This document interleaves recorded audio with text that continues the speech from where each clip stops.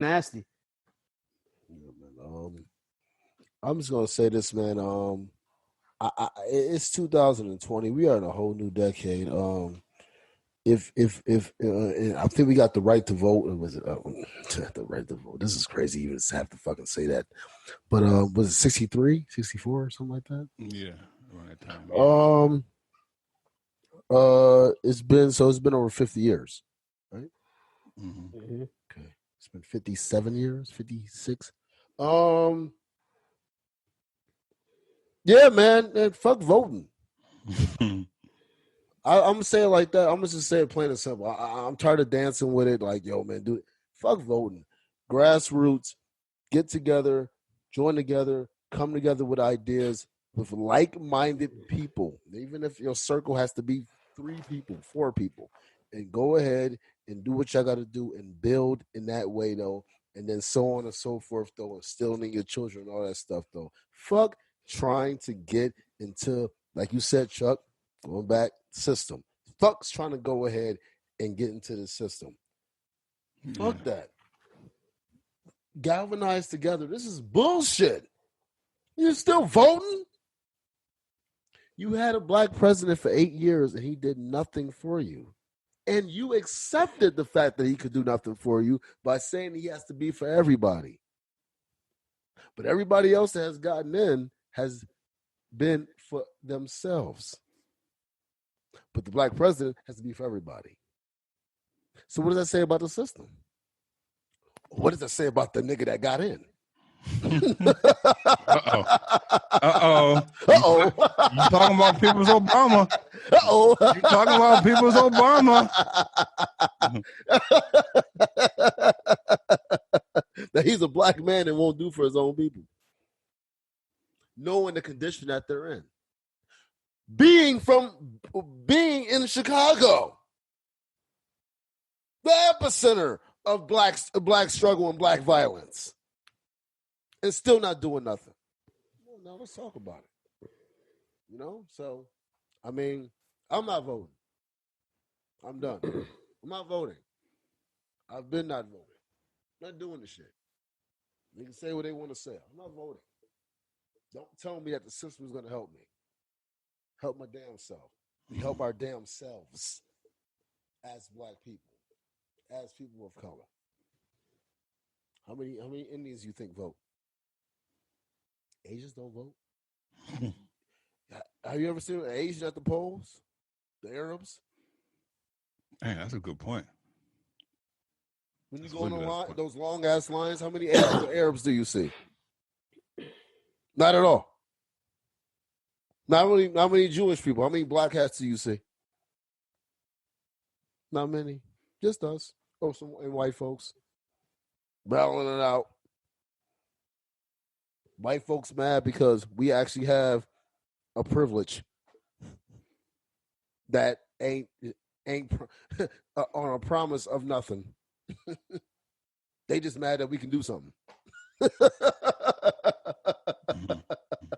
I remember when you couldn't walk on the side of the street, nigger. Now they mad. That's how they control them too, though. You know what I mean? Those are and this just goes to show the as Pete said it, like alluded to earlier, the level of ignorance. There's some white bitch on social media. and y'all know I don't use that word a lot. Yeah, so whenever I used it, it's like, yeah, all right, Chuck, he's serious. This white bitch put she was talking about Kobe. She was like, she said, what she say on her post? She said something like, he got what he deserved, something about a rapist or some shit like that. I'm like, yo, like, am I surprised? No, but just when you see it, it's like, come on, man. Like, you don't like, okay, that's cool. That's you. But let the man's family grieve. Why you got to put this shit on social media? They thrive off of it. They thrive off that shit, bro. Yeah, man. They have they want to be us, right? They want to be black, and scientifically, the lower amount of melanin you have, the the more prone to violence you are. Mm. That's science. Once you understand and study melanin and why the white people have been so violent But I thought black people were prone to violence. No. We're and that's what I'm saying. Like, this is, and one of the laws of the universe is the law of polarity, right? So white people, they have the least amount of melanin, they're the most violent. Mm-hmm. Black people have the most amount of melanin, and we're the most spiritual. Come on. I mean, that's, and white folks know this, which is why religion was created. Come on, man. Y'all, we got to connect the dots to this shit, man. And this is science. This is not this. Once you research melanin, you'll see why black people are the most spiritual. Do you think though that, and just going on this, do you think then that black people need to actually study the good of what white people do though to better ourselves though, as far as not being so wrapped up in our spirituality or whatever though, that we don't actually go ahead and understand the war? I don't know, So I think we pray a lot. Yeah, but we don't understand. I don't feel like we understand. You know what I'm saying? Though the bullshit and how to go ahead and combat against it. In my opinion, I think when we pray collectively, it's from a religious perspective. Like, I'm praying to X, Y, and Z up in the sky. But all right. So even though we're spiritual, whatever, though, do you think that we were taught to be we are passive, or we were taught to be passive? Well, that's why religion was created. To pacify us. Yeah, that's why. So I mean, that's what it is, but it's a new generation now, bro. It's 2020. I think the people who are older, like we all in our 30s, we all in our mid 30s. You know, God willing, we all be able to see 40. I think the generation that are kind of like J. Cole, middle child, you know, little big, big bro and little bro all at once. Like we are the generation that kind of combated the old school religion shit. Exactly. 100%. Like we spiritual, we believe in God, we know there's a higher power, but we also know it's not a genie in the sky that's gonna grant you 3 wishes. You gotta, we know that we pray for it, but we also gotta put in the work.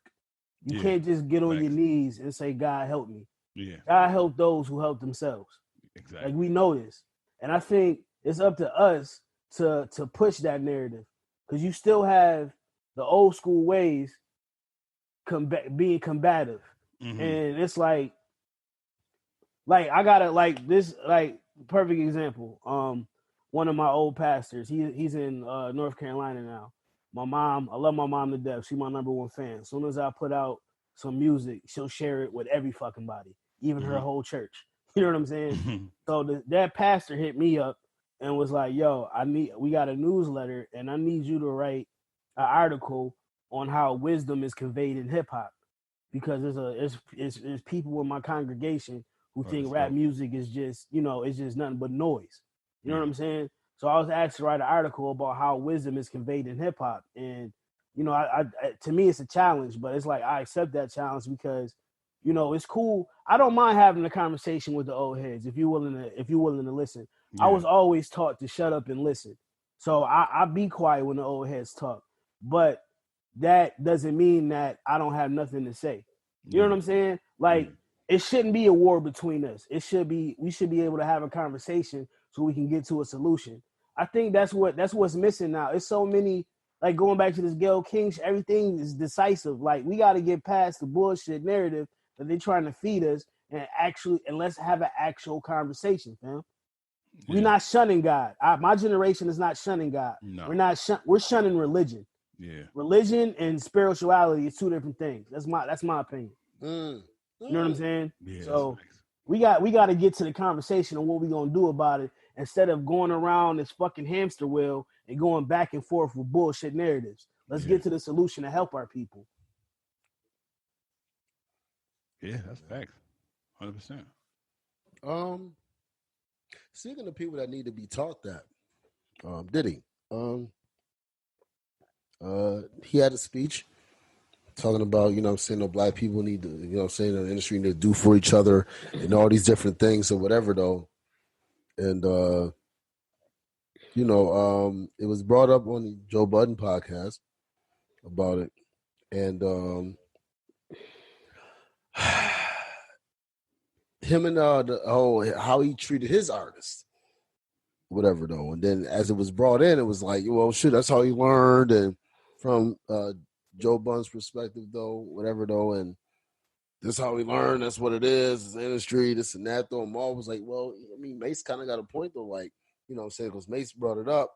But, like, yo, you ain't, you know what I'm saying, though, you fucked me over. Well, then Joe Budden was like, well, that's just how the industry is, though.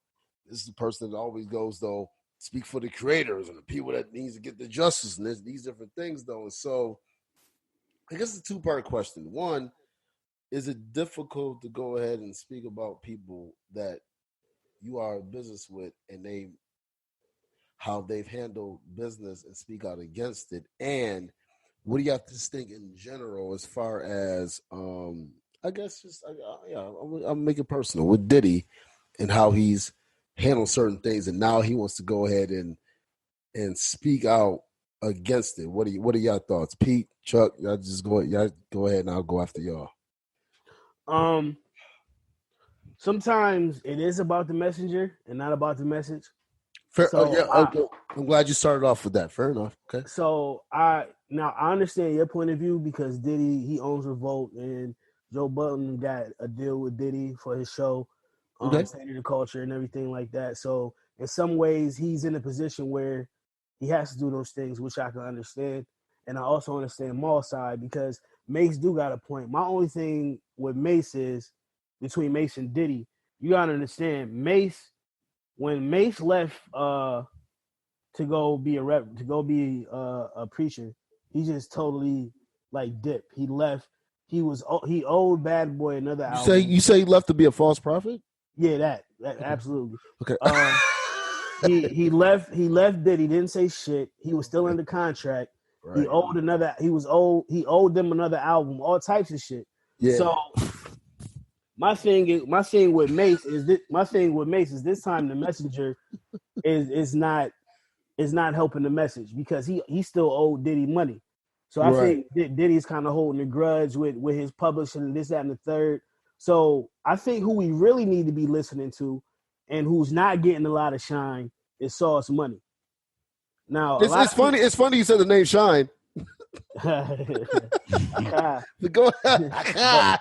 Triple entendre, don't ask me how. But look, Sauce Money was a frequent collaborator with Jay-Z in Jay-Z's early albums. Yeah. And Sauce Money also was a ghostwriter. He wrote Diddy's biggest hit, I'll Be Missing You, which was the ode to Biggie when he died. Yeah. Sauce Money wrote that. Never got all his publishing for that. All the tracks that Sauce Money ever appeared on with Jay-Z, if you go on Spotify or Tidal and everything like that, Sauce Money verses are no longer on them songs. Wow. So if you want to talk about somebody getting blackballed and not getting they just due, let's talk about Sauce Money. Now that's the messenger who need to be delivering this message, not Mace. Okay. So there's a lot of blackballing going amongst the black community in the music biz, which is done by black people. Yes, it was taught by their white counterparts and their so-called mentors. Everything is a business. Yes, you will get jerked in business. That's what it is. But it's not ideal, fam. It's not. That doesn't mean it's good. That doesn't mean it should continue to happen. It should be a new leaf. It should be a new day in town. And Joe Budden, I fucks with Joe, and he is for the artists. He always talk against the machine. I think you can still, have respect for your boss and still say what it is. Like, yo, we shouldn't do this. Black people shouldn't do this to black people, period. As a boss, as a real boss, shouldn't you want the people that are around you to grow up and have the balls enough to go ahead and call you out? Absolutely.